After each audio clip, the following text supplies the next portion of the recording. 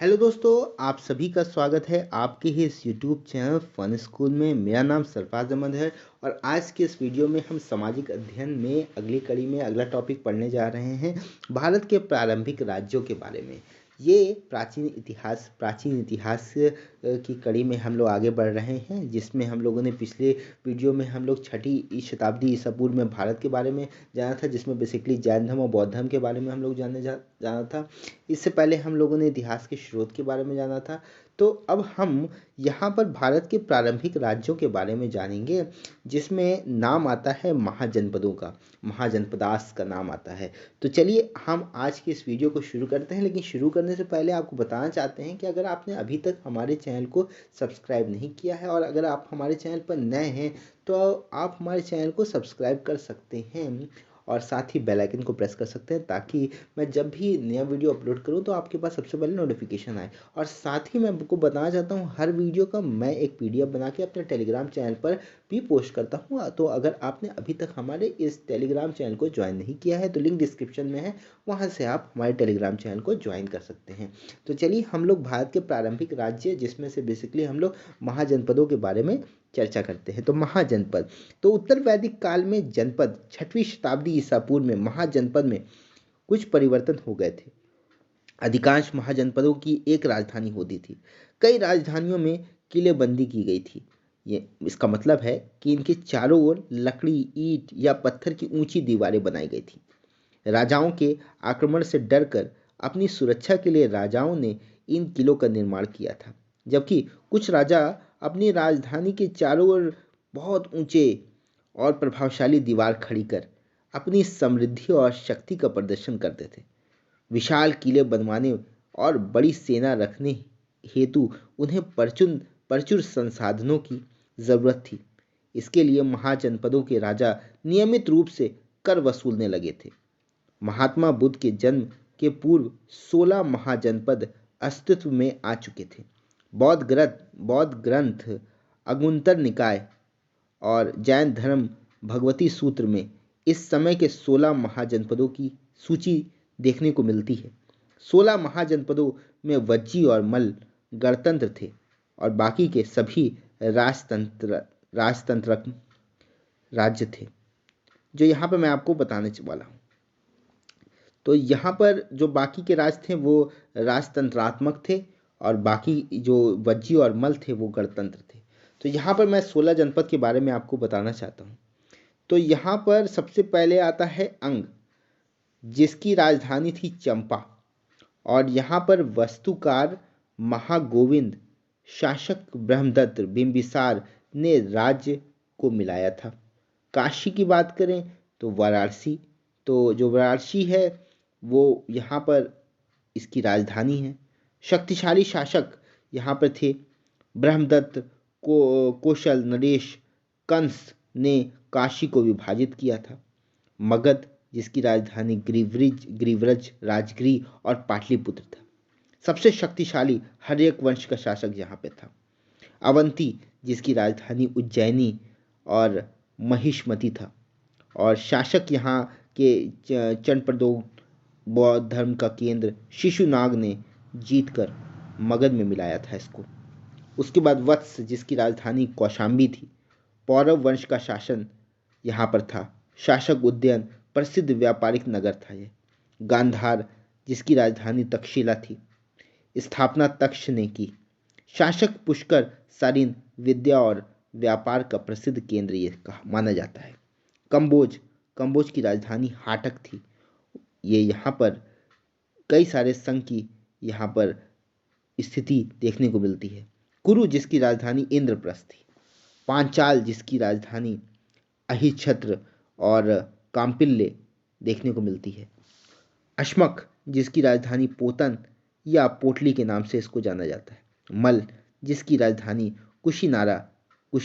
कुशीनगर जिसको कहते हैं उसके नाम से जाना जाता है। चेदी, जिसकी राजधानी थी शुक्तिमती।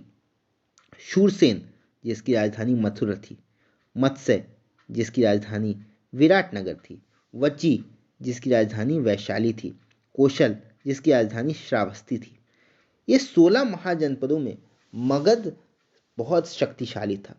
16 महाजनपदों में अशमक ही एक ऐसा जनपद था जो दक्षिण भारत में गोदावरी नदी के किनारे मौजूद था। युद्ध काल का सबसे बड़ा और शक्तिशाली गणराज्य वैशाली की लिच्छवी था।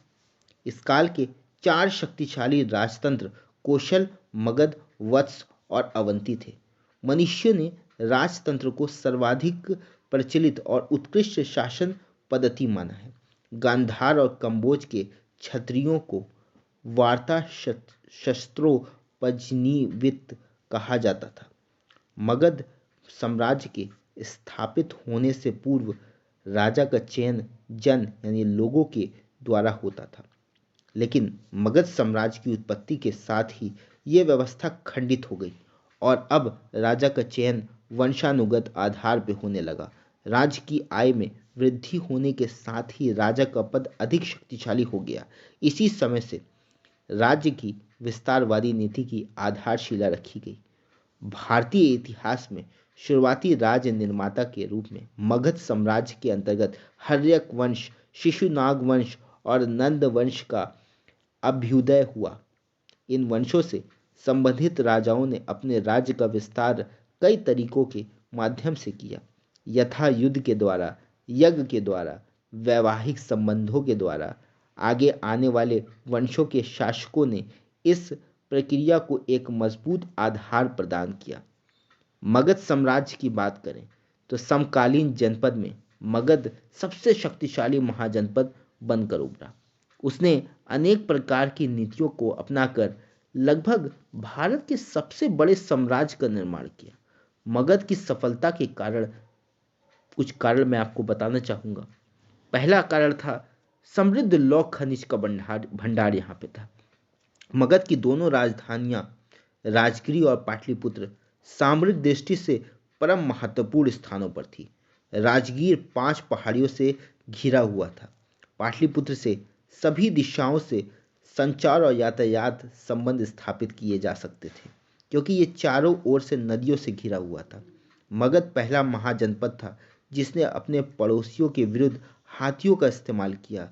नद शासकों की सेना में 6000 सैनिक थे। मगध का समाज रूढ़ि विरोधी था। मगध साम्राज्य के शासकों के बारे में बात करें तो मगध साम्राज्य पर 3 शासक थे, हर्यक वंश, शिशुनाग वंश और नंद वंश, जिनके बारे में हम लोग चर्चा करते हैं। हर्यक वंश के बारे में चर्चा करते हैं तो बिंबिसार इस वंश का सबसे पहला शक्तिशाली शासक, जो कि 544 से 429 ईसा पूर्व तक था। उसे मगध साम्राज्य की महत्ता का वास्तविक संस्थापक भी माना जाता है। बिंबिसार ने अंग राज्य को जीतकर उसे मगध साम्राज्य में मिलाया था और अपने पुत्र अजातशत्रु को वहां का शासक नियुक्त किया। मगध राज्य की शुरुआती राजधानी गिरिव्रज यानी राजगिरी था। मत्स्य पुराण में बिंबिसार को क्षेत्रौजस और जैन साहित्य में श्रेणिक कहा गया है। वो महात्मा बुद्ध का मित्र और संरक्षक था। बिंबिसार ने अपने राजवैद्य जीवक को अवंती नरेश चंडप्रद्योत के राज्य में चिकित्सार्थ भेजा था।